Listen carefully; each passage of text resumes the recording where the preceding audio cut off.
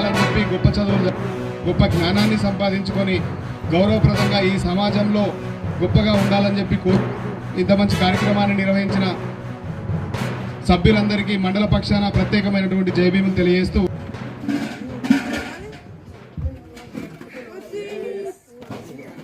జై భీమ్ జై